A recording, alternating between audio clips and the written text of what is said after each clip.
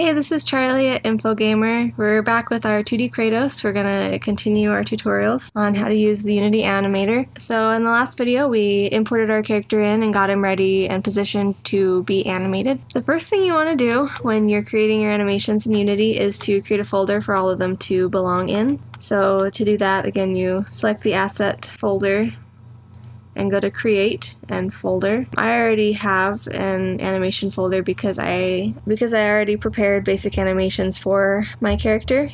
The next thing we want to do is create an empty game object that we can nest our character under. This gives us an object that we can move around in the game world without interfering with the animations that we create for our main character. I'm going to name it Kratos. I'm going to make sure that the empty game object's position is at 0 and that the torso, the main part of our hierarchy of our character, is also at 0. And that way, when we connect them, we won't have any discrepancies about the position of our character. So I'm going to click and drag the torso onto this empty game object.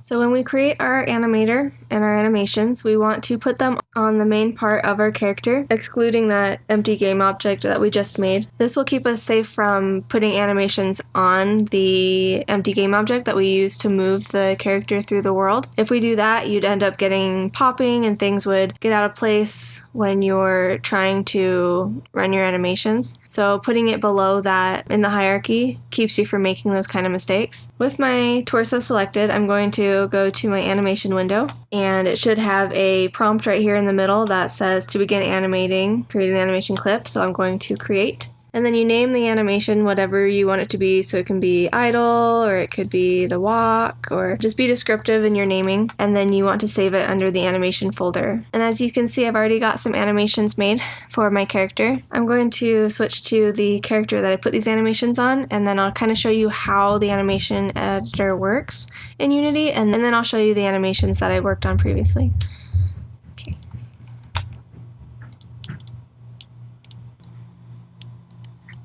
So once you click Create on the animation editor and name your animation, you'll get this timeline. Now the best way that I've found to kind of start your animations in Unity or in any other program is to kind of find a base pose that will give you all of the components that you want to work with and provide a starting point for when you begin your animations. Now in order to add the different properties, which will be like the rotation of each individual joint that you have, you can either click on Add Property and then find the component that you want to control during your animation.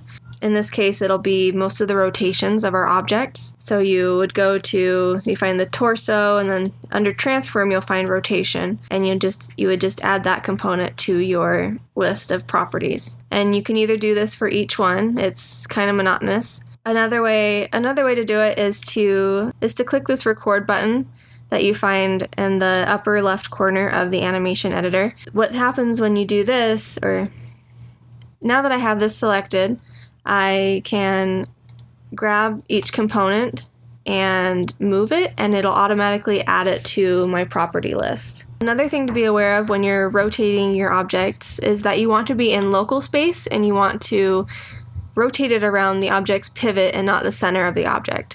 And you change that up here with these buttons. So right now it's set to local. If it was set to world, then the crosshairs would be in world space and it wouldn't be relative to the rotation of the object. And because it's on the pivot, it's where the joint is, where I set it in my sprite sheet. But if I have it on center, it'll just move to the center of the sprite. So make sure that it's set on pivot and local, and then let's return him to his basic position.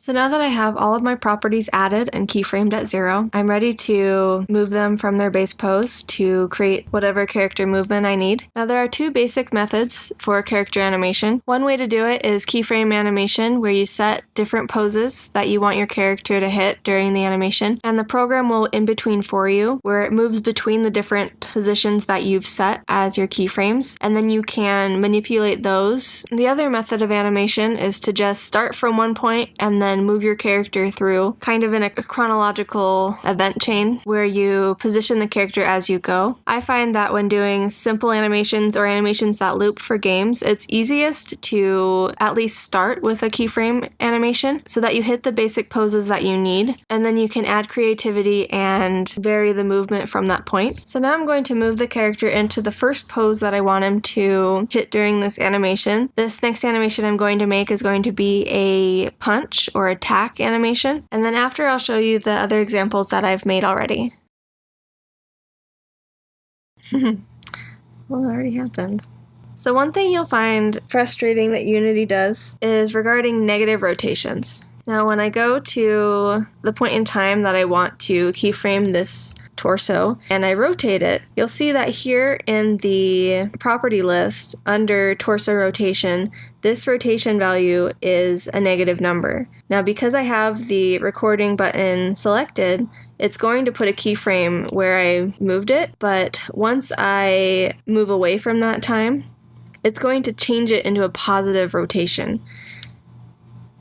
And the only way I found to combat this is to manually select the rotation value and enter in the value that you want it to be at.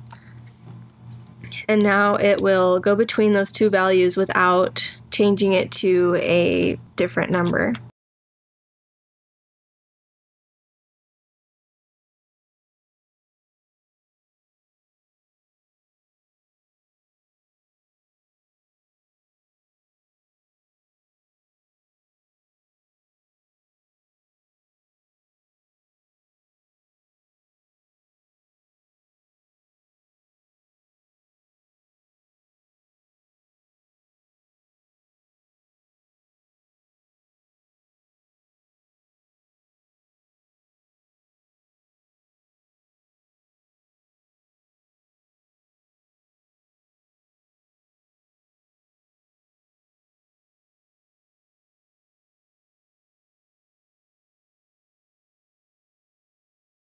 Alright, I finished a basic punch animation for our character. It might not be exactly what we need, but it's a good start. In order to preview the animation, or to loop it through the timeline, I can go ahead and click the play button right here by the record button, and that'll play through the animation. When I'm done making changes, I can turn off that record. Let's go ahead and show you the other animations that I've made. So we've got an idle, and I can play through it. And a walk. And a run. And now a punch. Now all these animations are very basic, and I can teach you how to create them in a future playlist. For the next video in this tutorial, we're going to open the animator and connect the different animations that we've made for our character so that we're later able to give it controls through code in order to select which animation we want to be played depending on the input of the user. So thank you for watching. If you have any questions, feel free to leave a comment below, and I'll see you back here for our next video.